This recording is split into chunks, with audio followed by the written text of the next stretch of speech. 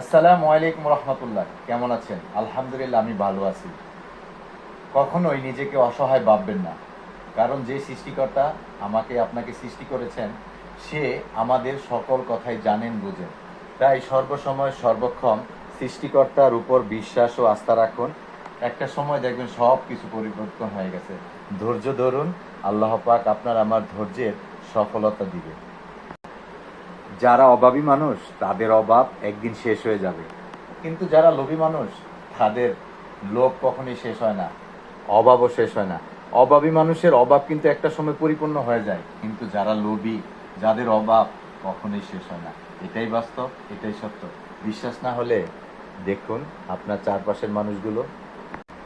সব কথা সবাইকে বলতে যাবেন না, কারণ কথারও একটা ওজন আছে, যেটা বহন করার যোগ্যতা সবাই রাখে না। তাই সব কথা সবাইকে বলতে যাবেন না, কিছু কথা নিজের মধ্যে রেখে দিবেন, সেটা কাজে আসবে। কারণ যে কথা রাখার যোগ্য না তাকে বলে তো লাভ নাই। যে কথার যোগ্য তাকে বলবেন, অন্যথায় বলবেন না, উপকারে আসবেন। যে ব্যক্তি আল্লাহর শুকরিয়া বেশি আদায় করে, কম পেয়ে আল্লাহ তার নিয়ামতের ভান্ডার আরো বাড়িয়ে দেয়। তাই আমরা সবসময় আল্লাহর শুকরিয়া বেশি বেশি করব, বেশি বেশি আমল করব এবং আল্লাহর শুকরিয়া আদায় করব। যে সৃষ্টিকর্তা আমাকে সৃষ্টি করেছেন, আপনাকে সৃষ্টি করেছেন, তার শুকরিয়া না করলে কি হয়? অবশ্যই করতে হবে। তাই আমরা সবসময় আল্লাহর শুকরিয়া আদায় করব, আল্লাহর দিনের সাথে চলবো। আল্লাহ পাক আমাদেরকে সেইভাবে তৌফিক দান করুন, আমিন। ছোট্ট একটা আমল ভাই, আমি নিজেও করি, আপনারা করবেন। সেটা হচ্ছে, আপনার ঘরে যখন কলিং বেল দিবেন, দরজা যেই খুলুক সালাম দিয়ে প্রবেশ করুন। ছোট হোক, বড় হোক, সন্তান হোক, মা হোক, বাবা হোক, স্ত্রী হোক, যেই হোক না কেন, সেই যেই সামনে আসবে তাকে সালাম দিয়ে প্রবেশ করবেন। ছোট্ট একটা আমল করে দেখেন না ভাই। একটা উপদেশমূলক কথা বলি, আমি আমার নিজের জন্যও বলি। যারা মোটর সাইকেল ব্যবহার করেন, বিশেষ করে অনেকে পরিবার পরিজন নিয়ে বাইরে বেরোন, কিন্তু আপনি চিন্তা করে দেখেন, আপনার মাথায় মোটরসাইকেলের হেলমেট আছে, কিন্তু আপনার পিছনে আপনার স্ত্রী, আপনার সন্তান যারা বসে আছে তাদের কথা একবারও চিন্তা করলেন না। বেশি টাকা লাগে না, কিন্তু ভাই এই যে সময়ের মূল্যটা দিতে পারলেন না, একটা দুর্ঘটনা হয়ে গেলে কিন্তু ভাই শেষ।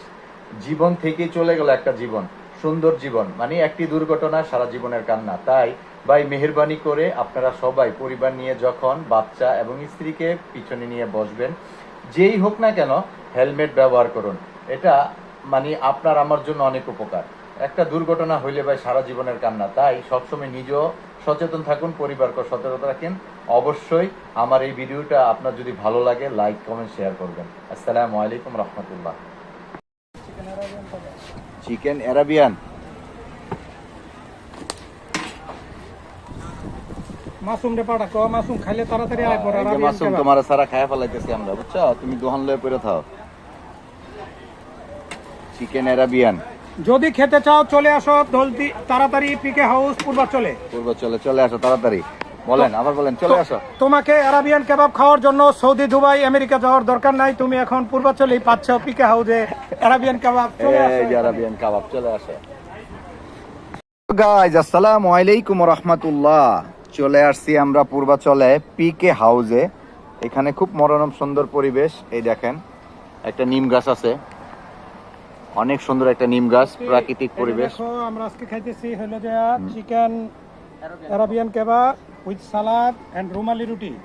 এই জিনিসগুলো খাইতে হলে তোমাকে পূর্বাচলে আসতে হবে। তুমি এগুলা ইতালিতে টাকা দিয়েও পাবা না। সো তুমি চলে আসো, তোমার জন্য অপেক্ষা করছে চিকেন আরাবিয়ান কেবাব। So delicious.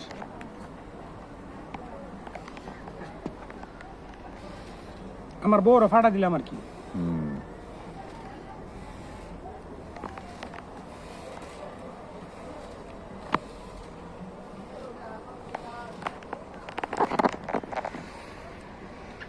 শুরু করলাম।